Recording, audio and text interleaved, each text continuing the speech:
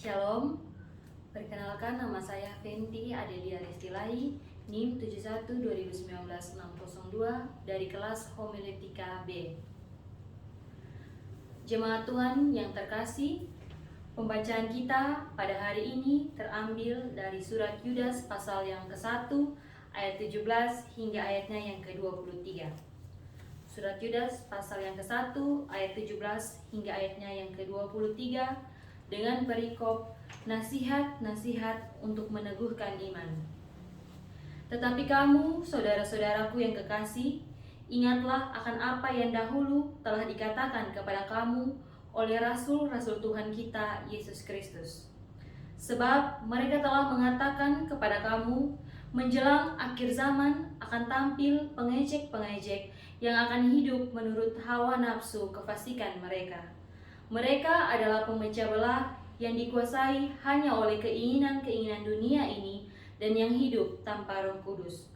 Akan tetapi kamu, saudara-saudaraku yang kekasih, bangunlah dirimu sendiri di atas dasar imanmu yang paling suci dan berdoalah dalam Roh Kudus.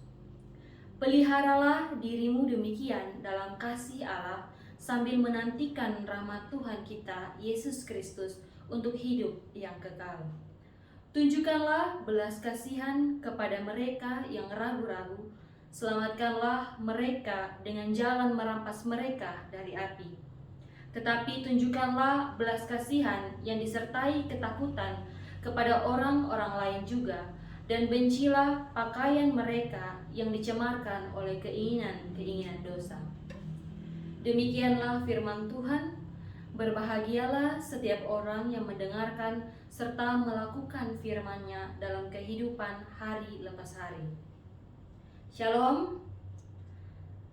Jemaat Tuhan yang terkasih, tema yang saya pilih dalam perenungan hari ini adalah iman yang benar. Jemaat Tuhan yang terkasih, surat Yudas merupakan salah satu dari kumpulan surat rasuli yang terakhir pada bagian Perjanjian Baru. Yudas adalah anggota gereja yang dihormati di Yerusalem dan dia telah melakukan perjalanan sebagai misionaris. Surat Yudas menggambarkan kekuatan kemurtadan yang sedang bekerja di dalam gereja pada masa awal.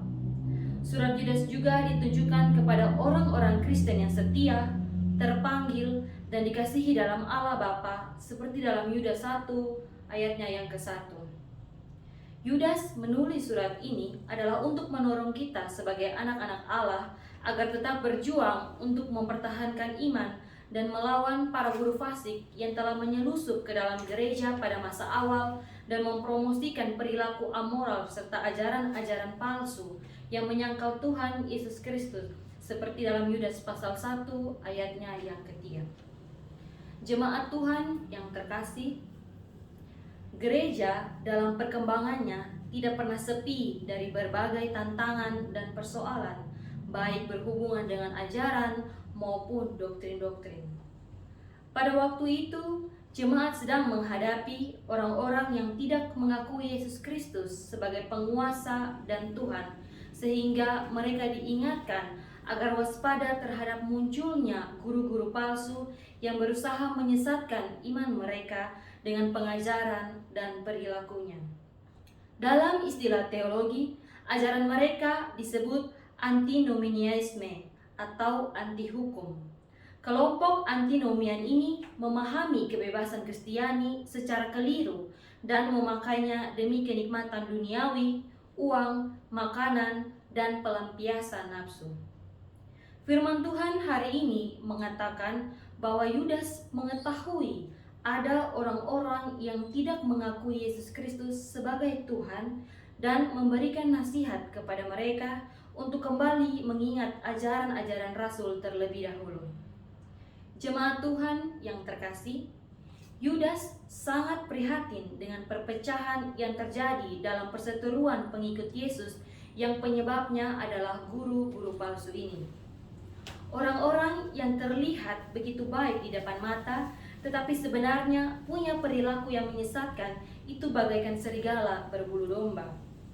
Mereka telah menyalahgunakan kasih karunia Allah demi memuaskan hawa nafsu, mencemarkan tubuh, dan terang-terangan menyangkal bahwa Yesus Kristus adalah Tuhan. Walaupun demikian, Yudas tidak hanya berusaha untuk menguatkan jemaat yang masih setia pada iman yang benar. Dia juga mendorong mereka untuk menunjukkan kasih kepada orang lain yang mungkin sudah tergiur dengan kesesatan yang ada. Orang-orang ini membutuhkan uluran tangan yang tulus. Yudas ingin mengajarkan bahwa kasih yang benar selalu mencari orang yang tidak benar. Jemaat Tuhan yang terkasih dalam kasih Yesus Kristus, di tengah situasi yang syarat dengan bahaya kesesatan, sebagian orang mungkin tergoda untuk mengambil tindakan-tindakan yang sangat tegas. Tidak jarang, ketegasan ini dengan mudah berubah menjadi kekasaran dan kekerasan. Mengatasnamakan kecintaan terhadap kebenaran, sebagian orang justru terjebak pada sikap-sikap yang tidak benar. Apa yang diperjuangkan tidak selaras dengan cara mereka memperjuangkan. Kasih kepada kebenaran tidak diimbangi dengan kasih kepada orang lain. Yudas bukan tipikal orang semacam ini. Yudas sangat mencintai kebenaran. Dia juga mencintai orang lain yang tidak benar. Lalu, apa yang harus kita lakukan terhadap mereka yang tersesat? Wujud kasih seperti apa yang kita patut tunjukkan? Sebagaimana Allah sudah berbelas kasihan kepada kita yang dahulu tersesat dalam dosa, demikian pula kita sepatutnya memperlakukan orang lain dengan demikian. Nah, inilah yang harus kita lakukan kepada mereka yang tersesat. Jemaat Tuhan yang terkasih, orang yang berbelas kasihan akan menerima belas kasihan. Bagaimana kita menghakimi orang lain akan menentukan bagaimana nanti kita dihakimi. Penghakiman yang tidak berbelas kasihan akan menimpa orang yang tidak berbelas kasihan. Lalu muncul pertanyaan lagi, jika sejak zaman dahulu kehadiran para serigala berbulu domba ini sudah menjadi perhatian khusus, bagaimana dengan keadaan gereja di masa sekarang? Seperti para jemaat di masa lampau, kita mungkin tidak mampu membedakan mana guru-guru yang benar dan mana guru-guru yang palsu karena penampilan lahiriah mereka yang terlihat baik. Dan Alkitab menasihati kita untuk selalu waspada dengan memperhatikan hal-hal berikut. Yang pertama, kiranya kita terus membangun iman berdasarkan firman agar kita semakin memahami kehendak Allah. Yang kedua, peliharalah iman kita berdasarkan kasih Kristus. Yang ketiga, sebagai saudara seiman, kita perlu menunjukkan belas kasihan kepada mereka yang mulai ragu akan kebenaran akan firman-Nya. Dan yang keempat, kita harus berusaha membawa mereka yang tersesat ke jalan yang dikehendaki Allah, serta mengingat bahwa firman Allah adalah satu-satunya kebenaran dan di luar firman-Nya adalah kepalsuan yang menyesatkan. Dari keempat hal inilah yang memungkinkan orang percaya pada waktu itu bertahan dalam situasi digerogoti oleh kelompok pemecah itu. Dan bukan saja untuk bertahan, melainkan memberikan kesadaran baru bagi kelompok pemecah itu agar mereka menyadari kesalahan yang mereka lakukan dan bisa kembali lagi pada pemahaman iman yang sebenarnya.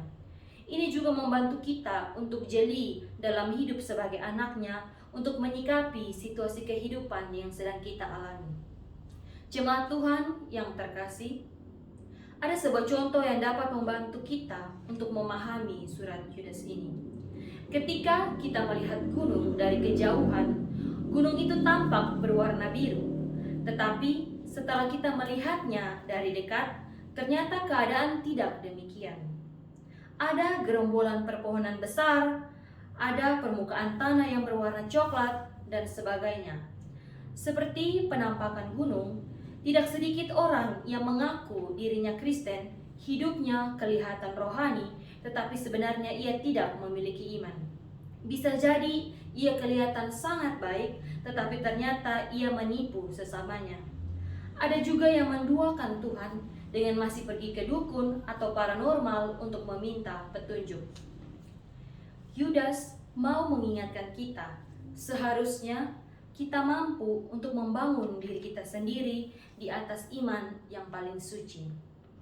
Orang yang membangun rumah tidak hanya membuat fondasi, namun menyelesaikannya sampai rumah itu berdiri. Kita pun tidak tinggal dalam keadaan yang tetap sama seperti kita baru bertobat, tetapi terus bertumbuh. Sedangkan dasar iman yang paling suci itu adalah Yesus Kristus dan bukan yang lain. Juga dikatakan berdoalah di dalam Roh Kudus. Maksud dari perkataan ini, bila kita berdoa dengan penuh kepercayaan kepada Yesus, kuasa Roh Kudus akan dinyatakan atas kehidupan kita. Bukan pula berdoa menurut hawa nafsu, melainkan berdoa selaras dengan kehendak Tuhan.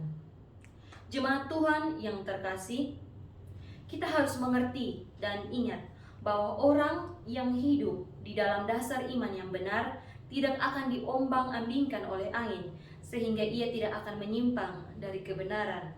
Ia akan terus bertumbuh dalam pengalaman akan Allah dan menjadi semakin serupa dengan gambaran anaknya.